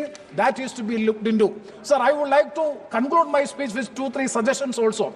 Sir, number one suggestion is, since large part of the coastal shipping in India is in the unorganized sector, state government and district authorities should also be allowed to issue licenses for small vessels and country boats which are conducting voyages on shorter routes and are at the cross-border level in border areas. The second suggestion is the process of getting vessels registered should be made easy with fewer documents in transparent and digitalized manner, and special assistance should be provided to vessel owners. Number two. And the third one is the National Register of Coastal Shipping must be made available in the public domain with the integration from other relevant organizations such as Director General of Foreign Trade. And sir, I'm finishing. And the fourth one is dispute resolution mechanism, which I've already explained that should be established. Sir, I'm concluding. The success of the regulatory framework depends on the efficiency and transparency of enforcement mechanism, as well as the capacity of the Director General Shipping to handle the increased responsibility. Hope that the government will consider these suggestions and concerns, then that will be addressed in future amendments. With these words, I conclude. Thank you very much, sir. Thank you, Honorable Member D. Ravi Kumar ji. D. Ravi Kumar. தலைவர் அவர்களுக்கு வணக்கம். இந்த மசோதா ஒரு நல்ல நோக்கத்தோடு கொண்டு வரப்பட்டிருக்கிற மசோதா என்பதால் முதலில் பாராட்டுகிறேன். ஏனென்றால் இதன் மூலமாக ஈட்டப்படுகிற வருவாய், கடல் வணிகத்திலே ஈட்டுகிற வருவாய் என்பது பிற நாடுகளை ஒப்பிடும்போது இந்தியாவில் மிக குறைவாக இருக்கிறது. சீனா நம்மை போல 7 மடங்கு மூலமாக வருவாய் ஈட்டுகிறது. எனவே இப்பொழுது அந்த வருவாயை கூட்டுவதற்காக எடுக்கப்படுகிற இந்த நடவடிக்கை பாராட்டத்தக்கது. இந்தியாவிலே நீண்ட கடற்கரையை கொண்ட 2வது பெரிய மாநிலம் தமிழ்நாடு. 1076 கிலோமீட்டர் நீளமுள்ள கடற்கரையை கொண்ட மாநிலம். 3 பெரிய துறைமுகங்கள், சென்னை, எண்ணூர், தூத்துக்குடி துறைமுகங்கள், 17 சிறு துறைமுகங்களை கொண்ட மாநிலம் எங்கள் தமிழ்நாடு. அங்கே இருக்கின்ற இந்த கடல் வளங்கள், கடல் வணிகத்தை பெருக்குவது, இது தொடர்பாக தமிழ்நாடு அரசு, குறிப்பாக மாண்புமிகு முதலமைச்சர் அவர்கள் 2023ஆம் ஆண்டிலே இதற்கான ஒரு கொள்கையை வகுத்திருக்கின்றார்கள். அதிலே இந்த கடல் வழியை பயன்படுத்தி வர்த்தகத்தை அதிகப்படுத்துவது, குறிப்பாக சரக்கு போக்குவரத்தை அதிகப்படுத்துவது. ஏனென்றால் சாலை போக்குவரத்து இன்றைக்கு நெரிசல் மிகுந்ததாக மாறிவிட்டது. எனவே கடல் மார்க்கமாக சரக்கு போக்குவரத்துகளை அதிகப்படுத்துவதற்காக அந்த கொள்கை வடிவமைக்கப்பட்டிருக்கிறது. அதற்கான நிதி உதவியை அவர்கள் ஒன்றிய அரசிடம் கோரியிருக்கிறார்கள். எனவே அதற்கான நிதி உதவியை ஒன்றிய அரசு கொடுத்து அதை ஊக்குவிக்க வேண்டும் என்று இந்த நேரத்தில் நான் கேட்டுக்கொள்கின்றேன். அங்கே இருக்கின்ற 17 சிறு துறைமுகங்களில் சில துறைமுகங்கள் கேப்டிவ் போர்ட்ஸ், அது குறிப்பான ஒரு நோக்கத்துக்காக பயன்படுத்தப்படுகிற துறைமுகங்களாக இருக்கின்றன. அவற்றை மேம்படுத்துவதற்காகவும் இன்றைக்கு தமிழ்நாடு அரசு பல நடவடிக்கைகளை எடுத்து வருகிறது. அதற்கும் ஒன்றிய அரசு ஒத்துழைக்க வேண்டும், நிதி உதவியை அளிக்க வேண்டும் என்று நான் கேட்டுக்கொள்கின்றேன். இதில் இந்த சட்டத்திலே குறிப்பிடப்பட்டிருக்கிற ஒரு முக்கியமான அம்சம், இது டெரிட்டோரியல் வாட்டர், அதாவது கடற்கரையிலிருந்து 12 நாட்டிக்கல் மைல் வரை இருக்கிற அந்த கடற்பரப்பை டெரிட்டோரியல் வாட்டர் என்று நாம் அழைக்கிறோம். அந்த டெரிட்டோரியல் வாட்டர் என்பது ஏற்கனவே மாநில அரசுடைய கட்டுப்பாட்டிலே இருக்கின்றன. மாநில அரசுகள் தான் அதன் மேலே அதிகாரம் செலுத்தக்கூடியதாக இருக்கின்றன. ஆனால் இந்த சட்டம் அந்த டெரிட்டோரியல் வாட்டர், அட்ஜாயினிங் வாட்டர் இரண்டையும் சேர்த்து எடுத்துக்கொண்டு அதற்கான விதிமுறைகளை வகுத்திருக்கிறது. எனவே இது மாநில அரசுடைய அதிகாரத்துக்குள் தலையிடுவதாக இருக்கிறது. எனவே இந்த அம்சத்தை நான் வன்மையாக எதிர்க்கிறேன். இந்த அம்சம், அந்த டெரிட்டோரியல் வாட்டர் என்பது அதிலிருந்து நீக்கப்பட வேண்டும். மாநில அரசுடைய அதிகாரத்திலே தலையிடுவதை ஒன்றிய அரசு நிறுத்திக் கொள்ள வேண்டும். அதுவும் குறிப்பாக கடந்த 17வது நாடாளுமன்றத்திலேயே அவர்கள் இந்த ஸ்மால் போர்ட்ஸ், மைனர் போர்ட்ஸ் எல்லாத்தையும், சிறு துறைமுகங்களை எல்லாவற்றையும் ஒன்றிய அரசின் கட்டுப்பாட்டில் கொண்டு வருவதற்காக ஒரு நடவடிக்கை மேற்கொண்டார்கள். 2021 தமிழ்நாடு முதலமைச்சர் அவர்கள் அங்கே பொறுப்பேற்றதும் அதை எதிர்த்து ஒரு கடிதத்தை எழுதினார்கள். அதன் பிறகு அந்த மசோதா நிறுத்தி வைக்கப்பட்டது. எனவே இன்றைக்கு மறைமுகமாக இந்த சட்டத்தின் மூலமாக அதே வேலையை ஒன்றிய அரசு செய்ய முற்படுகிறது போல தோன்றுகிறது. எனவே மாநில அரசினுடைய அதிகாரத்துக்குள் தலையிடுகிற போக்கை ஒன்றிய அரசு நிறுத்த வேண்டும். அதற்கான அம்சத்தை இந்த சட்டத்திலே நீக்க வேண்டும் என்று நான் வலியுறுத்துகிறேன்.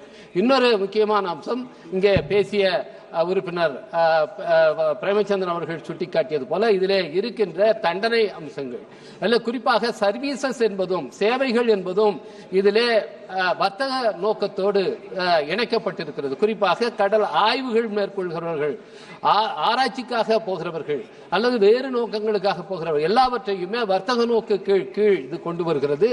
இது தேவையில்லாத மக்களை சிரமத்துக்கு ஆளாக்கும். குறிப்பாக மீனவர்கள், அவர்களை சித்திரவதை செய்வதற்கு அவர்கள் ஏற்கனவே அங்கே கடுமையாக பாதிக்கப்பட்ட நிலையில் இருக்கிறார்கள். அவர்களை மேலும் துன்பத்துக்கு ஆளாக்குவதற்கு இது வழிவகுத்துவிடும். எனவே அந்த சர்வீசஸையும் இதிலே சேர்த்திருப்பதை நீக்க வேண்டும் என்று நான் வலியுறுத்தி கேட்டுக்கொள்கின்றேன். என்னுடைய நாடாளுமன்ற தொகுதியிலே 19 மீனவ கிராமங்கள் இருக்கின்றன. குறிப்பாக மரக்காணம் என்பது புகழ்பெற்ற, வரலாற்று புகழ்பெற்ற ஒரு துறைமுகமாக இருந்த பகுதி. அங்கே ஒரு துறைமுகத்தை அமைப்பதற்காக அங்கே நீண்ட காலமாக ஒரு கோரிக்கை இருக்கிறது. கடந்த வாரத்திலே நாங்கள் மாண்புமிகு நிதியமைச்சர் அவர்களையும் சந்தித்து நேரடியாக அவர்களிடத்தில் இந்த கோரிக்கையை வைத்திருக்கின்றோம். ஒன்றிய அரசு அந்த கோரிக்கையை ஏற்கனவே தமிழ்நாடு அரசின் மூலமாக ஒன்றிய அரசுக்கு அது பரிந்துரைக்கப்பட்டிருக்கிறது. அதையும் பரிசீலித்து அந்த மரக்காணத்திலே ஒரு துறைமுகம் அமைப்பதற்கான நிதி உதவியை ஒன்றிய அரசு செய்ய வேண்டும் என்று இந்த நேரத்திலே வலியுறுத்தி கேட்டுக்கொள்கின்றேன். இங்கே பேசிய பல உறுப்பினர்களும் சுட்டிக்காட்டியது போல மீனவர்கள் இன்றைக்கு கடுமையாக பாதிக்கப்படுகிறார்கள். குறிப்பாக இலங்கை கடற்படையால் பாதிக்கப்படுகிறார்கள். நாங்கள் நேரடியாக நம்முடைய வெளியுறவுத்துறை அமைச்சர்களை சந்தித்து இலங்கை கடற்படை நம்முடைய மீனவர்களை கைது செய்து அவர்களை சிறையில் அடைப்பதற்காக நீங்கள் அவர்கள் எல்லையை மீறி சென்றால் நீங்களே கைது செய்து அவர்களை அழைத்துவார்கள், இல்லை என்றால் இது 2 நாட்டு பிரச்சனையாக மாறுகிறது என்று நாங்கள் சுட்டிக்காட்டினோம். இப்பொழுது சீனா அங்கே இலங்கையிலே இருக்கின்ற தமிழ் மீனவர்களுக்கு பெரிய படகுகளை வாங்கி கொடுத்து அங்கே அவர்கள் தலையிடுவதற்கு அவர்கள் முற்பட்டுக் கொண்டிருக்கிறார்கள். அவர்களும் வந்தால் இது சர்வதேச பிரச்சனையாக மாறும். எனவே மிகுந்த விரைவில், அதுவும் குறிப்பாக நம்முடைய பிரதமர் அவர்கள் இலங்கைக்கு செல்ல இருக்கின்றார். காலையிலேயே நம்முடைய மூத்த உறுப்பினர் அண்ணன் டி.ஆ. பாலு அவர்கள் அதை சுட்டிக்காட்டினார்கள். அங்கே போகும்போது இந்த இலங்கைக்கும் இங்கே இருக்கின்ற தமிழ்நாட்டு மீனவர்களுக்கும் இடையில் இருக்கிற இந்த பிரச்சனையை சுமூகமாக ஒரு நிரந்தர தீர்வு காண்பதற்கு நம்முடைய அரசு உட்பட வேண்டும். அதற்கு பிரதமர் அவர்கள் இந்த சந்தர்ப்பத்தில் தகுந்த நடவடிக்கை எடுக்க வேண்டும் என்று வலியுறுத்தி கேட்டமைகிறேன். நன்றி, வணக்கம். Thank you honorable member. माननीय महासचिव. Sir, I have to report that Rajya Sabha has passed the Protection of Interest in Aircraft Objects Bill 2025. Sir, I lay on the table the Protection of Interest in Aircraft Objects Bill 2025 as passed by Rajya Sabha on 1st April 2025. माननीय सदस्य श्री दर्शन सिंह सदर जी. सभापति महोदय, ये अभी एक सदस्य हमारे बोल रहे थे 1 अप्रैल, मैं उनको बताना चाहता हूं कि ये चैत्र के नवदुर्गा चल रहे हैं। नवदुर्गा का 3रा दिन है। चंद्र घंटा मैया की पूजा आप करें तो आपका भी कल्याण होगा और सद्बुद्धि भी आएगी। तो मैं नवरात्रि की बधाइयां देते हुए और आज के ये जो हमारा बिल है, इस बिल को समर्थन में बोलना चाहता हूं। तटीय पोत परिवहन विधेयक 2024, क्योंकि हमारे ग्रंथों में कहा है कि रत्नाकरा धौतपदाम हिमालय किरीटिनीम ब्रह्म राज ऋषि रत्नाड्यम वंदे भारत मातरम।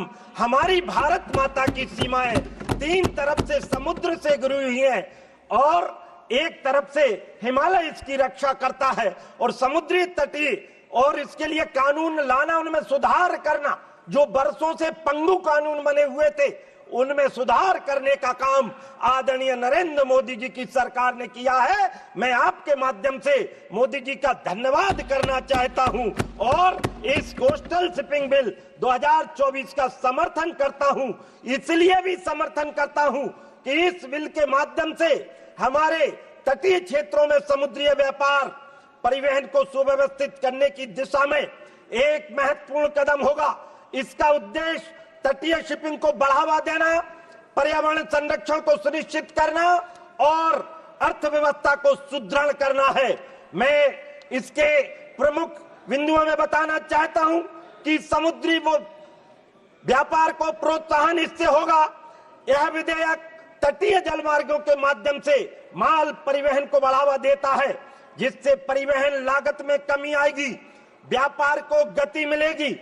वर्तमान में भारत में कुल बंदरगाह की लगभग क्षमता 3600 मिलियन टन प्रति वर्ष है, और जिसे माननीय मोदी जी ने विकसित भारत की जो कल्पना 2047 तक करी है, उसमें इसको 10,000 MTPA बढ़ाने का लक्ष्य लिया है। इसके लिए मैं धन्यवाद देता हूं। इसके लिए धन्यवाद देता हूं कि पर्यावरण संरक्षण की दृष्टि से तटीय शिपिंग सड़क परिवहन की तुलना में कार्बन उत्सर्जन कम होता है, जिससे पर्यावरण पर सकारात्मक प्रभाव पड़ता है। यह विधेयक हरित ऊर्जा के उपयोग को प्रोत्साहित करता है, जिससे समुद्री परिवहन को और अधिक पर्यावरण मित्र मिलने की संभावना बनी रहेगी। इसलिए आज मैं इस बिल का भी समर्थन करता हूं कि स्थानीय अर्थव्यवस्था और रोजगार को बढ़ावा।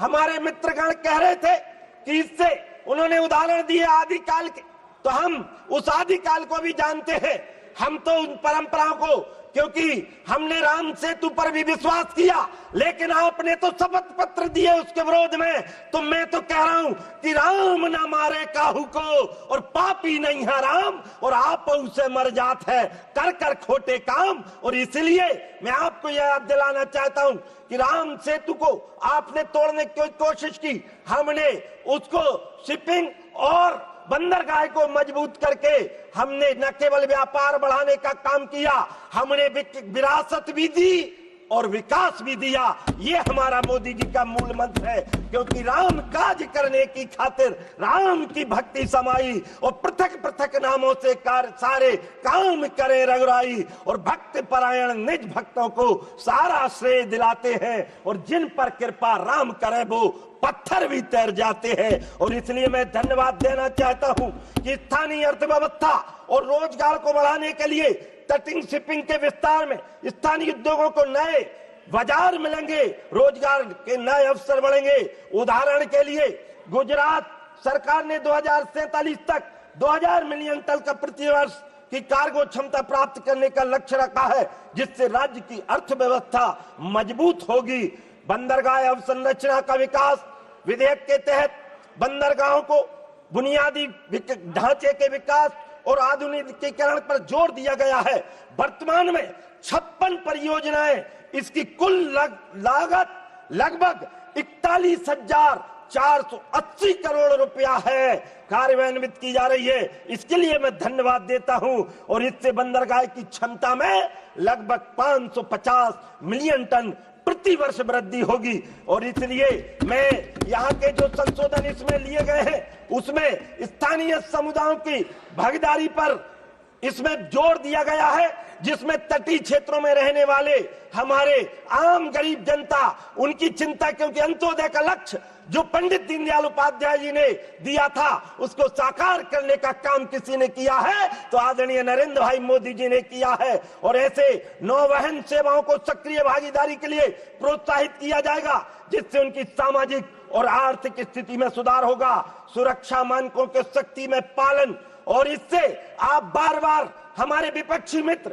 ये शंका मुझे ये समझ में नहीं आता है, जब विदेशियों पर हम प्रतिबंध लगाते हैं तो आपके पेट में दर्द क्यों होता है? कहीं ना कहीं कनेक्शन हमको दूसरा दिखाई देता है। और इसलिए मैं कह रहा हूं, इस तटीय शिपिंग दौरान सुरक्षा उपायों को और मजबूत किया जाएगा, जिससे समुद्री दुर्घटनाओं में की संख्या में कमी आएगी। यात्रियों तथा माल की सुरक्षा सुनिश्चित हो जाएगी। इस बिल से हमारी हरित ऊर्जा को बढ़ावा मिलेगा। बंदरगाहों और जहाजों के में नवीनीकरण ऊर्जा स्रोतों के उपयोग को बढ़ावा दिया जाएगा। सरकार ने सभी केंद्रीय और राज्य सरकार के बंदरगाहों में हाइड्रोजन हब स्थापित करने की योजना बनाई है। और ये भी अपने आप में जिस प्रकार से किसानों के क्षेत्र में हरित क्रांति आई है, ऐसे जल के क्षेत्र में इससे हरित ऊर्जा प्राप्त करने की संभावना बढ़ेगी। नवाचार और अनुसंधान, मैं 2 मिनट में अपना वक्तव्य पूरा करूंगा। नवाचार और अनुसंधान में इसको बहुत बढ़ावा मिलेगा। मैं आपके माध्यम से अपने क्षेत्र के लिए, चूंकि मैं मध्य प्रदेश से आता हूं, नर्मदा मैया के क्षेत्र से आता हूं, हमारे यहाँ बड़े बड़े डैम हैं, उनमें यदि शिपिंग और क्रूज की व्यवस्था हो जाए, हमारे यहाँ कुछ ऐसे समाज रह रहे हैं जैसे कीर समाज है, उसको आरक्षण मिल जाए जिससे कि उनको न्याय देने का काम हो जाए। मैं आपके माध्यम से ये कहना चाहता हूं, क्योंकि हमारी सरकार ने रिफॉर्म, परफॉर्म और ट्रांसफॉर्म का जो संकल्प लिया है, आत्मनिर्भर भारत का जो संकल्प लिया है, वह इस बिल के माध्यम से ही होकर गुजरता है। और मैं आपसे इसी भाव के साथ न केवल इस बिल के माध्यम से, चूंकि ये पंडित अटल बिहारी वाजपेयी का ये 100वां जन्म जयंती हम मनाने जा रहे हैं, और ये मैं नहीं कह रहा, उनके माध्यम से कि जब नाव जल में छोड़ दी, मझधार में ही मोड़ दी, दे दी चुनौती सिंधु को, फिर धार क्या मझधार क्या हार में क्या जीत में, किंचित नहीं भयभीत में, कर्तव्य पथ पर जो मिला यह भी सही वह भी सही, हार मानूंगा नहीं। और मैं तो आपसे इस भाव के साथ अपनी बात को समाप्ति पर ले जाता हूं। ये मोदी जी के लिए कि सागर की अपनी क्षमता है, पर पांजी भी कब रुकता है, जब तक सांसों में स्पंदन है उसका हाथ नहीं रुकता है, इसके बल पर ही कर डाले सातों सागर पार, और तूफानों की ओर घुमा दो नाविक निज पतवार। यह असीम निज सीमा जाने, सागर भी तो यह पहचाने, मिट्टी के पुतले मानव ने, और हम सब के नेता मोदी जी ने कभी न मारी हार, और तूफानों की ओर घुमा दो नाविक निज पतवार। और इसके माध्यम से ये यदि शिपिंग बिल को मैं पूर्णतः समर्थन करते हुए अध्यक्ष महोदय का धन्यवाद देता हूं कि आज मुझे बोलने का मौका दिया। नर्मदा मैया की जय, भारत माता की जय, भगवान बलराम की जय, और समुद्र देवता की जय। जय हिंद, जय Bharat. Honorable member Sri Biriato Fernandez. Thank you, sir. The introduction of the Coastal Shipping Bill 2024, introduced in Lok Sabha in December 24, aims to fundamentally revise India's regulatory framework for coastal and marine trade. Sir, I want to point out certain sections which can create a problem for stakeholders operating in the shipping industries. First of all, there is discretionary authority of the Director General and central government. The bill grants significant discretionary powers to the Director General and the central government, raising concerns about potential favoritism and lack of transparency. The broad authority to direct vessel routes, prioritize cargo or passengers, restrict port entry, and exempt certain vessels from the Act's provisions could lead to preferential treatment of specific entities, undermining fair competition. Next, centralized decision-making and the absence of clear criteria for granting exemptions or imposing penalties may disadvantage smaller operators and create an uneven playing field. Additionally, the lack of independent oversight and transparency in decision-making processes heightens the risk of market distortion and raises questions about accountability and impartiality. Safeguards such as independent reviews and other accountability mechanisms are critical to mitigate these risks. Sir, there is a document that is minimum safe manning document. This is a certificate issued by the registrar of the ship, certifying the ranks and qualification required to work on a particular ship. It has been observed that inland vessel seafarers are eligible to sail on Indian coastal ships and river sea vessels. But in many cases, the documentation, training and certification that is required to comply with this is not easy to get. It is very difficult, sir. Hence, the owners and the recruitment agencies of the coastal ships find it difficult to get such inland vessel crew. The registrar should be aware of the ground situation about the crew training. Sir, there is also a certificate called Certificate of Equivalence.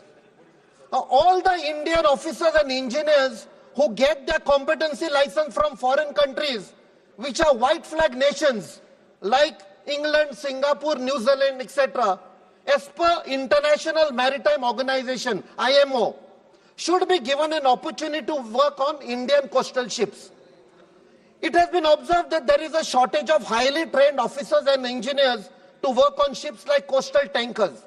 So Indian nationals who have taken competency certificates from white flag nations can be employed on these vessels.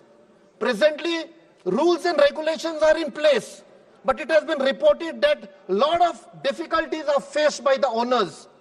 And it has been reported that authorized recruiting agencies are finding it difficult to get the certificate of equivalence in MMD. That is Mercantile Marine Department. So amendments need to be done so that these Indian officers and engineers transition from working in foreign shipping to coastal shipping is easy. Coastal shipping will get a lot of benefits from the experience and highly skilled training of the seafarers. So there is a clause 3.